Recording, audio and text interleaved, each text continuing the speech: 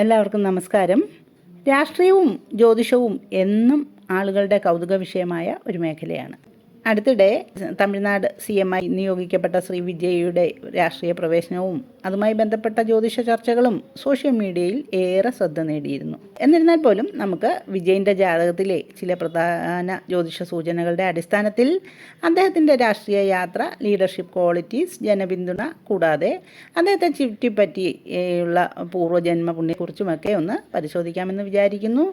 അതോടൊപ്പം തന്നെ പുരാതന കാലം മുതൽ രാഷ്ട്രീയം, ഭരണകാര്യങ്ങൾ, ജ്യോതിഷം എന്നിവ തമ്മിലുള്ള ബന്ധത്തെക്കുറിച്ചും സംസാരിക്കാം ഈ വീഡിയോയിലൂടെ എന്നാണ് വിചാരിക്കുന്നത്. എന്തെന്നാൽ അടുത്തിടെ തന്നെ തൻ്റെ രാഷ്ട്രീയ നീക്കങ്ങളുമായിട്ട് ബന്ധപ്പെട്ട് ശ്രീ വിജയ് ജ്യോതിഷ നിർദ്ദേശങ്ങൾ പരിഗണിക്കുന്നു എന്ന തരത്തിലുള്ള വാർത്തകളും സോഷ്യൽ മീഡിയയിൽ ചർച്ചകൾ ശ്രദ്ധ നേടിയിരുന്നു. ചില റിപ്പോർട്ടുകൾ പ്രകാരം അദ്ദേഹത്തിൻ്റെ അടുത്ത സംഘത്തിൽ ജ്യോതിഷ നിർദ്ദേശങ്ങൾ നൽകുന്ന ആളുകൾ ഉൾപ്പെട്ടിട്ടുണ്ടാകാമെന്ന തരത്തിലുള്ള ചർച്ചകളും ഉണ്ടായിരുന്നു. പിന്നീട് അതിന് അദ്ദേഹത്തിൻ്റെ സംഘത്തിൽ തന്നെ പ്രതിഷേധമുണ്ടായതിനെ തുടർന്ന് ആ ഒരു കാര്യത്തിലൊക്കെ മാറ്റമുണ്ടായെന്ന തരത്തിലുള്ള വാർത്തകളും പുറത്തു വന്നു. പക്ഷെ നമ്മൾ ചിന്തിക്കേണ്ടത് ഇതൊരു പുതിയ കാര്യമാണോ? പുരാതന കാലത്ത് രാജാക്കന്മാർ പോലും യുദ്ധസമയം, രാജാഭിഷേകം, രാജ്യകാര്യങ്ങൾ ഇവയ്ക്കായിട്ട് ജ്യോതിഷ നിർദ്ദേശങ്ങൾ തേടിയിരുന്നു എന്ന് ചരിത്രത്തിൽ കാണാം. ജ്യോതിഷത്തിലെ മഹാന്മാരിൽ ഒരാളായ ശ്രീ വരാഹമിഹിരാചാര്യർ പോലും വിക്രമാദിത്യൻ്റെ സദസ്സിലെ നവരത്നങ്ങളിൽ ഒരാളായിരുന്നു എന്നാണ് മനസ്സിലാക്കാൻ സാധിച്ചിട്ടുള്ളത്. അദ്ദേഹം രചിച്ച ബൃഹത് സംഹിത വെറും ഒരു ജാതക ഗ്രന്ഥമല്ലായിരുന്നു. അതിൽ കാലാവസ്ഥ, മഴ, കൃഷി, സാമൂഹിക മാറ്റങ്ങൾ, പ്രകൃതി നിരീക്ഷണങ്ങൾ ഇവയെക്കുറിച്ചുള്ള വിവരണങ്ങളുമൊക്കെ ഉൾപ്പെട്ടിരുന്നു. അന്നത്തെ കാലത്ത് ജ്യോതിഷം വെറും വ്യക്തിജാതകത്തിൽ മാത്രം ഒതുങ്ങിയിരുന്നില്ല. പ്രകൃതിയെയും സമൂഹത്തെയും കാലചക്രത്തെയും മനസ്സിലാക്കാനുള്ളൊരു വിജ്ഞാന രീതിയായും അത് ഉപയോഗിക്കപ്പെട്ടിരുന്നു. കൃഷിയുമായി ബന്ധപ്പെട്ട ഞാറ്റുവേലകൾ പോലും പ്രകൃതിചക്രം മനസ്സിലാക്കാനുള്ള ഭാഗമായിരുന്നു. ഇന്ന് ശാസ്ത്രവും സാങ്കേതിക വിദ്യയുമൊക്കെ വളരെ മുന്നോട്ട് പോയിട്ടുണ്ട്. പുരാതന അറിവുകളും ആധുനിക ശാസ്ത്ര സാങ്കേതിക വിദ്യകളും പരസ്പരം വിരുദ്ധങ്ങളായി കാണാതെ മനുഷ്യരുടെ നന്മയ്ക്കായിട്ട് ഒരുമിച്ച് ഉപയോഗിക്കാനാകുമോ എന്ന ചിന്തയാണ് ഇനി നമുക്കും വരേണ്ടത്. ഇവ രണ്ടിൻ്റെയും നല്ല വശങ്ങൾ ജനനന്മയ്ക്കായിട്ട് ഉപയോഗിക്കാനാകുമെങ്കിൽ അത് സമൂഹത്തിനും രാജ്യത്തിനും കൂടുതൽ ഗുണകരമാകുമെന്ന് മനസ്സിലാക്കേണ്ടതുണ്ട്. ഇത്തരം പശ്ചാത്തലത്തിലാണ് ചില രാഷ്ട്രീയ നേതാക്കളും സിനിമാ രംഗത്തുള്ളവരുമൊക്കെ അതത് സമയവും അതുപോലെ തന്നെ അവരുടെ ആ ഒരു പ്ലാനിങ്ങിനുമൊക്കെ അവർ ജ്യോതിഷ നിർദ്ദേശങ്ങൾ പരിഗണിക്കുന്നുവെന്ന ചർച്ചകൾ ഇന്നും നിലനിൽക്കുന്നുണ്ട്. എങ്കിലും ജ്യോതിഷത്തെ പൂർണ്ണ സത്യമായോ ശാസ്ത്രത്തിന് പകരമായോ ഒന്നും കാണേണ്ടതില്ല. ചിലർ അതിനെ ഒരു പാരമ്പര്യ വിജ്ഞാന രീതിയായും സമയചക്രങ്ങളെ മനസ്സിലാക്കാനുള്ളൊരു ദൃഷ്ടികോണമായിട്ടുമൊക്കെ കണ്ടാൽ മതിയാകും. അവസാനം മനുഷ്യരുടെ പ്രവർത്തനവും വിവേകവും ശാസ്ത്രീയ ബോധവും തന്നെയാണ് ഏറ്റവും പ്രധാനപ്പെട്ടത്. അതായത് ഇന്നത്തെ ലോകം ശക്തമായ മത്സരങ്ങളും അനിശ്ചിതത്വങ്ങളും നിറഞ്ഞ കാലഘട്ടത്തിലൂടെയാണ് കടന്നു പോകുന്നത്. രാജ്യസുരക്ഷ, പ്രകൃതി ദുരന്തങ്ങൾ, സാമൂഹിക അസ്ഥിരത, ഭീകരപ്രവർത്തനങ്ങൾ പോലുള്ള വെല്ലുവിളികൾക്കെതിരെ കൂടുതൽ ജാഗ്രതയും മുൻകരുതലുകളും അനിവാര്യമായി മാറിയിരിക്കുകയാണ്. അതുകൊണ്ട് തന്നെ ഇത്തരത്തിലുള്ള മുൻസൂചനകളും മുന്നറിയിപ്പുകളുമൊക്കെ സമൂഹത്തിന് വളരെ പ്രധാനമാണ്. ഇന്ന് ശാസ്ത്ര സാങ്കേതിക വിദ്യയുടെ സഹായത്തോടെ സുരക്ഷാ നിരീക്ഷണങ്ങളും ഇൻ്റലിജൻസ് സംവിധാനങ്ങളും അതുപോലെ തന്നെ സാറ്റലൈറ്റ് മോണിറ്ററിങ്ങും ഒക്കെ ഉപയോഗിച്ച് നിരവധി അപകടങ്ങൾ മുൻകൂട്ടി തന്നെ തിരിച്ചറിയാൻ മനുഷ്യന് സാധിക്കുന്നുണ്ട്. പുരാതന കാലത്തും ഇങ്ങനെ പ്രകൃതിയെയും കാലചക്രങ്ങളെയും ഒക്കെ നിരീക്ഷിച്ച് സമൂഹത്തെ മുൻകൂട്ടി ജാഗ്രതപ്പെടുത്താനുള്ള ശ്രമങ്ങൾ ഉണ്ടായിരുന്നതായിട്ട് ചരിത്രത്തിൽ കാണാം. അതുകൊണ്ടാണ് ഈ ഒരു പുരാതന അറിവുകളെയും ആധുനിക ശാസ്ത്ര സാങ്കേതിക വിദ്യയുമൊക്കെ ഒരുമിച്ച് മനുഷ്യരുടെ സുരക്ഷയ്ക്കും ജനനന്മയ്ക്കുമായിട്ട് ഉപയോഗിക്കാനാകുമോ എന്ന ചിന്ത വരേണ്ടത്. അപ്പോൾ ഇത് ശരിക്കും ചിന്തിക്കപ്പെടേണ്ട ഒരു വിഷയം തന്നെയാണ്. നിങ്ങളുടെ അഭിപ്രായവും കമൻറ്റിൽ രേഖപ്പെടുത്തുമല്ലോ. ഇനി നമുക്ക് വിജയൻ്റെ ജാതകത്തിലോട്ട് തന്നെ നമുക്ക് ശ്രദ്ധ കേന്ദ്രീകരിക്കാം. എന്തെന്ന് വിജയൻ്റെ ജാതകം സോഷ്യൽ മീഡിയയിൽ ഏറെ ചർച്ച ചെയ്യപ്പെട്ട ജാതകമാണ്. അങ്ങനെ സാധാരണ നിലയിലുള്ള ഒരു വിലയിരുത്തൽ വേണ്ടിവരുമെന്ന് എനിക്കിപ്പോൾ തോന്നുന്നില്ല. അതുകൊണ്ട് എൻ്റെ ശ്രദ്ധയിൽപ്പെട്ട ചില കാര്യങ്ങളാണ് ഞാനിവിടെ പറയുമെന്ന് വിചാരിക്കുന്നത്. ശ്രീ വിജയ് 1974 ജൂൺ 22 ജനിച്ചു. അദ്ദേഹത്തിൻ്റെ ലഗ്നത്തെപ്പറ്റി കർക്കിടക ലഗ്നമാണെന്നും കന്നി ലഗ്നമാണെന്നും അഭിപ്രായമുണ്ട്.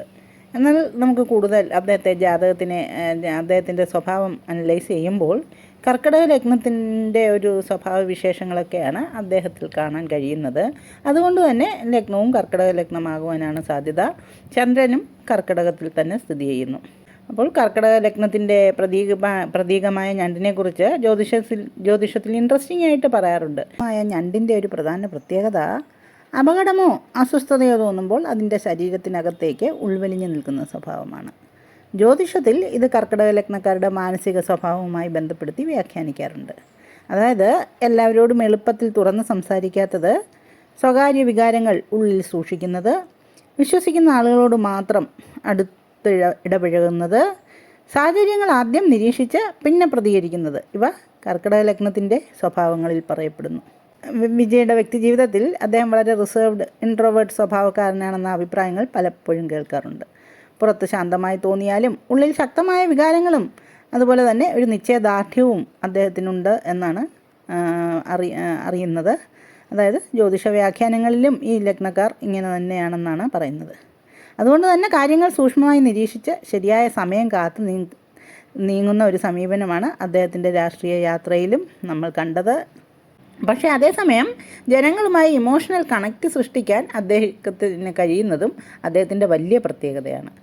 പുറത്ത് അധികം പ്രതികരിക്കാത്ത രീതിയിലായിരുന്നാലും ഉള്ളിൽ ശരിയായ സമയം വരുമ്പോൾ ശക്തമായി മുന്നോട്ട് വരാനുള്ളൊരു ഡിറ്റർമിനേഷനും ഈ ലഗ്നത്തിൻ്റെ മറ്റൊരു പ്രത്യേകതയായിട്ട് തന്നെയാണ് കാണപ്പെടുന്നത്. അദ്ദേഹത്തിൻ്റെ ലഗ്നത്തിൽ ലഗ്നാധിപനായ ചന്ദ്രൻ്റെ സ്വാധീനം വളരെ വ്യക്തമായിട്ട് കാണാം. അതുപോലെ തന്നെ അവിടെ കർക്കിടക ലഗ്നത്തിന് യോഗകാരകനായ കുജൻ നീചത്തിലെങ്കിലും അവിടെ നീചഭംഗ രാജയോഗം ചെയ്ത് നിൽക്കുന്നു എന്നുള്ളതാണ് കാണേണ്ടത്. ഇത്തരം യോഗമുള്ളവർക്ക് ശക്തമായ ഡിറ്റർമിനേഷൻ, അതായത് ദൃഢനിശ്ചയമുള്ളവരും അതുപോലെ തന്നെ ഉള്ളിൽ കത്തുന്ന ലക്ഷ്യബോധമുള്ളവരും ജീവിതത്തിൽ ഒരു വലിയ ദൗത്യം പൂർത്തിയാക്കാനുള്ള ആന്തരിക പ്രേരണ ഉള്ളവരുമൊക്കെ ആയിട്ട് വ്യാഖ്യാനിക്കാറുണ്ട്. ചില ആത്മീയ ജ്യോതിഷ വ്യാഖ്യാനങ്ങളിൽ കഴിഞ്ഞ ജന്മത്തിൽ പൂർത്തിയാകാതെ പോയ ചില ഉത്തരവാദിത്തങ്ങളെയോ ദൗത്യങ്ങളെയോ ഈ ജന്മത്തിൽ പൂർത്തിയാക്കാനുള്ള ശ്രമമായി ഇത്തരം യോഗങ്ങളെ കാണാറുമുണ്ട്. ഇവിടെ 5ാം ഭാവാധിപനാണ് കുജൻ. 5ാം ഭാവത്തെ ചിന്തിക്കുമ്പോൾ അത് പൂർവ്വജന്മ പുണ്യം എന്ന ആശയവുമായി ബന്ധപ്പെടുത്തി നമുക്ക് ചിന്തിക്കാം. അങ്ങനെയുള്ള ഒരു ഗ്രഹമാണ് ഇവിടെ നീചത്തിൽ പോയിട്ട് നീചഭംഗ രാജയോഗം ചെയ്യുന്നത്. പ്രത്യേകിച്ചും അദ്ദേഹത്തിനുള്ള ജനപ്രീതിയും മാസ് അക്സെപ്റ്റൻസും എളുപ്പത്തിൽ ലഭിക്കുന്ന ആ ഒരു പബ്ലിക് ഗുഡ്വില്ലുമൊക്കെ ഇവ ലഭിക്കുന്ന ജാതകങ്ങളിൽ ഇത്തരത്തിലുള്ള വ്യാഖ്യാനങ്ങൾ സാധാരണമായിട്ട് കാണാറുണ്ട്. അദ്ദേഹത്തിൻ്റെ ജീവിതം പരിശോധിച്ചാൽ സിനിമാ കുടുംബത്തിൽ ജനിച്ചെങ്കിലും തുടക്കത്തിൽ വിജയന് കടുത്ത വിമർശനങ്ങളാണ് നേരിടേണ്ടി വന്നിരുന്നത്. പക്ഷേ ചിലരുടെ ജാതകത്തിൽ ഒരു പ്രത്യേകത കാണാം. തുടക്കത്തിൽ സ്ട്രഗിൾ ഉണ്ടായാലും പിന്നീട് വലിയ ഉയർച്ച നേടുന്ന യോഗങ്ങൾ. അതാണ് ഇവിടെ നീചഭംഗ രാജയോഗം വിജയന് നൽകിയിരിക്കുന്ന ഗുണം. 5ാം ഭാവാധിപനെ കൊണ്ട് സന്തതി ചിന്ത കൂടി വരുന്നത് കൊണ്ടും ഈ ഒരു 5ാം ഭാവാധിപൻ നീചത്തിൽ പോയതുകൊണ്ടുമൊക്കെയാണ് ഇപ്പോൾ അദ്ദേഹത്തിന് സന്തതിയിൽ നിന്നുള്ളൊരു അകൽച്ച ഉണ്ടാകുന്നതും. എന്നാൽ മനസ്സിൻ്റെ കാരകനും ലഗ്നാധിപനും ആയ ചന്ദ്രൻ കൂടെ നിൽക്കുന്നത് കൊണ്ട് തന്നെ അദ്ദേഹത്തിന് ഈ സന്തതികളോടുള്ള മാനസികമായ അടുപ്പവും ലഗ്നത്തിൽ തന്നെ ഈ 5ാം ഭാവാധിപൻ നിൽക്കുന്നത് കൊണ്ട് എന്നായാലും അവർ ഒരുമിക്കും എന്നുള്ളൊരു സൂചനയും ഈ ഗ്രഹനില നൽകുന്നു. വിജയൻ്റെ ജാതകത്തിൽ ജനപ്രീതി നൽകുന്ന ഗ്രഹങ്ങളുടെ ശക്തി വളരെ പ്രധാനമാണ്. പ്രത്യേകിച്ച് ശുക്രൻ, ചന്ദ്രൻ തുടങ്ങിയ ഗ്രഹങ്ങളുടെ സ്വാധീനം മാസ് അപ്പീൽ നൽകാൻ തന്നെ അദ്ദേഹത്തിനെ സഹായിക്കുന്നു. അതുകൊണ്ട് തന്നെയാണ് അദ്ദേഹത്തിന് ഫാമിലി ഓഡിയൻസ് മുതൽ യൂത്ത് വരെ വലിയൊരു ആരാധക വൃന്ദം അദ്ദേഹത്തിന് ലഭിച്ചിരിക്കുന്നതായിട്ട് നമുക്ക് കാണാം. തമിഴ് സിനിമയിലെ ഒരു നടൻ മാത്രമല്ല, ലക്ഷക്കണക്കിന് ആരാധകരുടെ വികാരമായി മാറിയ വ്യക്തിയാണ് വിജയ്. സിനിമയിൽ വർഷങ്ങളായിട്ടുള്ള സ്ഥിരമായ വിജയം, അത്ഭുതകരമായ ജനപ്രീതി, ഇപ്പോൾ രാഷ്ട്രീയത്തിലേക്കുള്ള ശക്തമായ ചുവടുകൾ, ഇതെല്ലാം അദ്ദേഹത്തിൻ്റെ ജാതകത്തിൽ ഉണ്ടെന്ന് തന്നെയാണ് നമുക്ക് മനസ്സിലാക്കേണ്ടത്. അതുപോലെ തന്നെ ഈ ചന്ദ്ര ലഗ്നവും ചന്ദ്ര കൂറുമൊക്കെ ആയത് കാരണം തന്നെ ആയിരിക്കണം ഇദ്ദേഹം കുട്ടികളെ വളരെ ഈ രീതിയിൽ നല്ലപോലെ സ്വാധീനിക്കാൻ ഇദ്ദേഹത്തിനുള്ള ആ ഒരു കഴിവ് അദ്ദേഹത്തിനെ നമുക്ക് കാണാം. വിജയ് മാമ എന്ന് ആണ് നിരവധി കുട്ടികൾ അദ്ദേഹത്തെ വിളിക്കുന്നതിനുള്ളൊരു പ്രധാന കാരണം. അദ്ദേഹത്തിന് സ്ട്രോങ് ഇമോഷണൽ കണക്റ്റ് ചെയ്യാനുള്ള ആ ഒരു കഴിവ് തന്നെയാണ്. യുവജനങ്ങളെയും കുട്ടികളെയും ഒക്കെ ഇദ്ദേഹത്തിനെ സ്വാധീനിക്കാൻ കഴിയുന്ന ഒരു പബ്ലിക് ഫിഗർ എന്ന നിലയിൽ സമൂഹത്തിന് നല്ല സന്ദേശങ്ങൾ നൽകാനുള്ള ഉത്തരവാദിത്വവും അദ്ദേഹത്തിനുണ്ട് എന്നാണ് അറിയേണ്ടത്. ലഹരി വിമുക്തി പോലുള്ള വിഷയങ്ങളിൽ അദ്ദേഹം എടുത്ത നിലപാടുകളും സമൂഹത്തിൻ്റെ മാറ്റം വേണമെന്ന സന്ദേശങ്ങളുമൊക്കെ ശ്രദ്ധ നേടിയിട്ടുണ്ട്. മദ്യശാലകളെക്കുറിച്ചുള്ള കടുത്ത നിലപാടുകൾ ഉൾപ്പെടെ ചില വിഷയങ്ങളിൽ അദ്ദേഹം ശക്തമായ അഭിപ്രായങ്ങൾ പ്രകടിപ്പിച്ചപ്പോൾ അതും വലിയ ചർച്ചകൾക്ക് കാരണമായി. ഇത്തരം തീരുമാനങ്ങൾ എത്രത്തോളം പ്രായോഗിക ഫലം കാണുമെന്നത് കാലം തെളിയിക്കേണ്ട കാര്യമാണ്. എന്നിരുന്നാലും അദ്ദേഹത്തെ സതുദ്ദേശത്തെ നമിക്കാതെ വയ്യ. പിന്നെ ഇദ്ദേഹത്തിൻ്റെ ജാതകത്തിൽ നമ്മൾ ധാരാളം യോഗങ്ങൾ കാണുന്നുണ്ട്.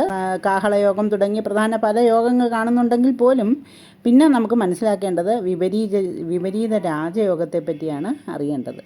അതായത് വിപരീത രാജയോഗം എന്നാൽ 6-ാം ഭാവാധിപൻ 8-ലും 8-ാം ഭാവാധിപൻ 12-ൽ നിന്നുകൊണ്ട് ഒരു വിപരീത രാജയോഗം തന്നെ അദ്ദേഹത്തിന് ഉണ്ടാക്കി കൊടുക്കുന്നു. ഇതും വളരെ അപൂർവമായി ഉണ്ടാകുന്ന യോഗമാണ്. വിപരീത രാജയോഗത്തിൻ്റെ ഫലം പറയുന്നത് സമ്പത്ത്, പ്രശസ്തി, സ്ഥാനമാനങ്ങൾ എന്നിവ ഉണ്ടാകും. എന്നാൽ പിന്നീട് ഇവ നഷ്ടമാകാനുള്ളൊരു സാധ്യതയും ഈ വിപരീത രാജയോഗം കാണിക്കും. എത്രമാത്രം ഉന്നത സ്ഥിതിയിലെത്തുന്നുവോ അത്ര തന്നെ നീചസ്ഥിതിയെ പ്രാപിക്കേണ്ടി വന്നേക്കാം എന്നുള്ളതാണ് ഈ ഒരു രാജയോഗം പറയുന്നത്. എന്നിരുന്നാലും തമിഴ്നാട് രാഷ്ട്രീയത്തിൽ ഇതൊക്കെ അസാധാരണമായ സംഭവമൊന്നുമല്ല. ജയലളിതയും കരുണാനിധിയെ ഇവരെയൊക്കെ ചിന്തിച്ചാൽ ഇവർക്കൊക്കെ ഇങ്ങനെയൊരു യോഗം ഉള്ളതായിട്ട് നമുക്ക് കാണാം. ചിന്തിച്ചാൽ ഇവരുടെ ഒരു രാഷ്ട്രീയ ജീവിതം ചിന്തിച്ചാൽ അവർക്കും ഇങ്ങനെയൊരു ഉയർച്ച താഴ്ചകളെ നേരിടേണ്ടി വന്നിട്ടുണ്ട്. അതുകൊണ്ട് തന്നെ അദ്ദേഹത്തിൻ്റെ ദോഷകരമായ ദശാകാലങ്ങളിലൊക്കെ കൂടുതൽ ശ്രദ്ധ ആവശ്യമായിട്ടുണ്ട്. അതിനെപ്പറ്റിയൊക്കെ ബോധവാനായതുകൊണ്ട് തന്നെ ആയിരിക്കണം അദ്ദേഹം ജ്യോതിഷന്മാരെ കൂടെ കൂട്ടിയിരിക്കുന്നതും. കൂടാതെ അദ്ദേഹം ചെയ്യുന്ന സത്പ്രവൃത്തികളുടെ ഫലം ഈ ഒരു ദോഷഫലങ്ങളിൽ നിന്നെല്ലാം അദ്ദേഹത്തെ രക്ഷിക്കുമെന്ന് തന്നെ നമുക്ക് വിശ്വസിക്കാം. അദ്ദേഹത്തിൻ്റെ ദശാകാലമാണ് അങ്ങനെയുള്ളപ്പോൾ നമ്മൾ പരിഗണിക്കേണ്ടത്. ദശാകാലം ചിന്തിച്ചാൽ അദ്ദേഹത്തിന് ഇപ്പോൾ ശുക്രദശയാണ്. ശുക്രദശയിൽ ഗുരുവിൻ്റെ അപഹാരം. ഈ ശുക്രൻ സ്വക്ഷേത്രത്തിൽ ലാഭസ്ഥാനമായ 11-ൽ സ്ഥിതി ചെയ്യുന്നു. അതുകൊണ്ട് തന്നെ അദ്ദേഹത്തിന് ഇങ്ങനെയുള്ള ഗുണഫലങ്ങളൊക്കെ കിട്ടുന്നു. എന്നിരുന്നാലും അദ്ദേഹത്തിൻ്റെ ഈ ശുക്രന് ഉള്ള കേതു യോഗവും രാഹുവിൻ്റെ ദൃഷ്ടിയുമൊക്കെ കൊണ്ട് തന്നെ അദ്ദേഹത്തിന് കുടുംബജീവിതത്തിൽ അസ്വസ്ഥതകൾ ഇതിൽ നിന്ന് നമുക്ക് വായിച്ചെടുക്കാം. എന്നിരുന്നാലും ഇദ്ദേഹത്തിന് ഈ 11-ൽ ലാഭസ്ഥാനമായ ശുക്രദശൻ്റെ ദശയായതിനാൽ അദ്ദേഹത്തിന് ഗുണഫലങ്ങളൊക്കെ രാഷ്ട്രീയപരമായും ഒക്കെ ഉണ്ടാകുന്നു. ഈ ശുക്രൻ്റെ ഇപ്പോൾ വ്യാഴത്തിൻ്റെ അപഹാരമാണ് നടക്കുന്നത്. വ്യാഴമാകട്ടെ ഭാഗ്യാധിപനാണ്. ഭാഗ്യാധിപൻ അഷ്ടമത്തിൽ മറിഞ്ഞിട്ട് കൂടി അദ്ദേഹത്തിന് ഇത്രയും ഈ ഒരു ഉയർച്ചയൊക്കെ കിട്ടുന്നത് ഈ ശുക്രൻ 11-ൽ നിൽക്കുന്ന ശുക്രൻ്റെ ഗുണവും അതുപോലെ തന്നെ അദ്ദേഹത്തിൻ്റെ ഈ രാജയോഗങ്ങളുടെയൊക്കെ ഒരു ഫലവും ആയിരിക്കണമെന്ന് തന്നെ മനസ്സിലാക്കേണ്ടത്. ഇതിന് ശേഷം വരുന്ന ശനിയുടെ അപഹാരം ഇദ്ദേഹം കുറച്ച് സൂക്ഷിക്കേണ്ട സമയം തന്നെയാണ്. എന്തെന്നാൽ ഈ ശനി 12-ൽ നിൽക്കുകയാണ്. 12-ലെ സ്ഥിതിയാണ് ഇനിയുള്ള ആ ശനി ബുധൻ്റെ അപഹാരകാലങ്ങളിലൊക്കെ രാഷ്ട്രീയമായ ശത്രുക്കൾ ഒരുപക്ഷെ തലപൊക്കിയേക്കാം എന്ന് തന്നെ വേണം നമുക്ക് മനസ്സിലാക്കുവാൻ. കാരണം ഈ ഒരു 6-ാം ഭാവത്തിൻ്റെ അധിപനായ വ്യാഴത്തിൻ്റെ ദൃഷ്ടി കൂടി ഇനി വരുന്ന അപഹാരനാഥന്മാരായ ശനിക്കും ബുധനും ഉണ്ടെന്നുള്ളതാണ് അറിയേണ്ടത്. തുടർന്ന് വരുന്ന ആദിത്യദശയും ഇദ്ദേഹം വളരെ സൂക്ഷിക്കേണ്ട സമയം തന്നെയാണ്. കാരണം ആദിത്യൻ 2-ാം ഭാവാധിപൻ 12-ൽ നിൽക്കുകയാണ്. അതായത് ധനാധിപൻ വ്യയസ്ഥാനത്ത്. അപ്പോൾ അതുകൊണ്ട് ഈ ഒരു 12-ലേക്ക് 6-ാം ഭാവാധിപൻ്റെ ദൃഷ്ടിയുണ്ട്, അതായത് ശത്രുക്കളുടെ ദൃഷ്ടിയുണ്ട്. അപ്പോൾ ഇദ്ദേഹത്തിന് ശരിക്കും ഒരു രാഷ്ട്രീയമായ എതിർപ്പ് തന്നെ ഏതെങ്കിലും രീതിയിലൊക്കെ അദ്ദേഹത്തെ താഴെ ഇറക്കാനൊക്കെ ഉള്ളൊരു ശ്രമം ഉണ്ടാകുമെന്ന് തന്നെ വേണം മനസ്സിലാക്കേണ്ടത്. ഇതിനൊക്കെ അദ്ദേഹത്തിന് വേണ്ട പരിഹാരങ്ങളൊക്കെ അദ്ദേഹത്തിൻ്റെ ജ്യോതിഷ ഉപദേശകർ നൽകുമെന്ന് തന്നെ നമുക്ക് വിശ്വസിക്കാം. കൂടാതെ അദ്ദേഹം ചെയ്യുന്ന സത്പ്രവൃത്തികളുടെ ഫലം എന്തായാലും ഈശ്വരൻ നൽകാതെ ഇരിക്കില്ല. അതുകൊണ്ട് തന്നെ 9-ാം ഭാവാധിപത്യവും കൂടിയുള്ള സർവേശ്വരകാരകനായ വ്യാഴത്തിൻ്റെ ദൃഷ്ടിയാവട്ടെ അവിടെ കൂടുതൽ പ്രവർത്തിക്കുക എന്ന് നമുക്ക് വിശ്വസിക്കാം. തുടർന്ന് വരുന്ന ചന്ദ്രകുജ ദശകൾ അദ്ദേഹത്തിന് അനുകൂലം തന്നെയായിരിക്കും. ചന്ദ്രദശ എന്ന് പറയുന്നത് 2042 തുടങ്ങുന്ന ചന്ദ്രദശ അദ്ദേഹത്തിന് അനുകൂലം തന്നെയാണ്. അപ്പോൾ നല്ലൊരു രാഷ്ട്രീയ ഭാവി തന്നെ അദ്ദേഹത്തിന് നമുക്ക് പിന്നെ പ്രതീക്ഷിക്കാം. എന്നിരുന്നാലും ഈ തുടക്കകാലങ്ങളിലുള്ള ഈ ഒരു ശുക്രദശയിലെ അപഹാരകാലങ്ങളും ആദ്യത്തിൻ്റെ 6 വർഷക്കാലവുമൊക്കെ അദ്ദേഹത്തിന് രാഷ്ട്രീയമായ എതിരാളികളെ നേരിടേണ്ടി വരും എന്ന് തന്നെ നമുക്ക് ചിന്തിക്കണം. അദ്ദേഹത്തിന് പ്രവർത്തിക്കാനുള്ള ഒരു ഊർജവും ശക്തിയുമൊക്കെ സർവേശ്വരൻ നൽകട്ടെ എന്ന് തന്നെ നമുക്ക് പ്രാർത്ഥിക്കാം. വിജയുടെ രാഷ്ട്രീയ യാത്ര എത്രത്തോളം മുന്നോട്ട് പോകും, അദ്ദേഹത്തിൻ്റെ ജാതകത്തിലെ ഈ യോഗങ്ങൾ എങ്ങനെ ഫലിക്കും എന്നതൊക്കെ കാലം തെളിയിക്കേണ്ട കാര്യമാണ്. പക്ഷേ ഒരു കാര്യം വ്യക്തമാണ്, സിനിമാ രംഗത്ത് നിന്ന് ജനമനസ്സിൽ വലിയ സ്വാധീനം സൃഷ്ടിച്ച ഒരാളായി രാഷ്ട്രീയം എന്ന പുതിയ മേഖലയിലും അദ്ദേഹം വലിയ ചർച്ചകൾക്ക് കേന്ദ്രമാകുകയാണ്. ജ്യോതിഷം ചില സൂചനകൾ നൽകാം. എന്നാൽ അവസാനമായി ഒരു നേതാവിൻ്റെ യഥാർത്ഥ ശക്തി, ജനപിന്തുണ, പ്രവർത്തനം, ഉദ്ദേശശുദ്ധി, സമൂഹത്തിന് വേണ്ടിയുള്ള നിലപാട് ഇവയിലൂടെയൊക്കെയാണ് തെളിയുന്നത്. രാഷ്ട്രീയവും ജ്യോതിഷവും തമ്മിലുള്ള ഈ കൗതുകകരമായ ബന്ധത്തെക്കുറിച്ച് നിങ്ങളുടെ അഭിപ്രായം എന്താണ്? കമൻറ്റ് ചെയ്ത് അറിയിക്കണേ. ഇത്തരത്തിലുള്ള വീഡിയോകൾ നിങ്ങൾക്ക് ഇഷ്ടമാകുകയാണെങ്കിൽ ചാനൽ സബ്സ്ക്രൈബ് ചെയ്യാൻ, ബെല്ലൈക്കൺ പ്രസ് ചെയ്യാൻ മറക്കല്ലേ. ജ്യോതിഷ സംബന്ധമായ നിങ്ങളുടെ സംശയങ്ങൾക്ക് എൻ്റെ വാട്സാപ്പിൽ ബന്ധപ്പെടാവുന്നതാണ്. നന്ദി, നമസ്കാരം.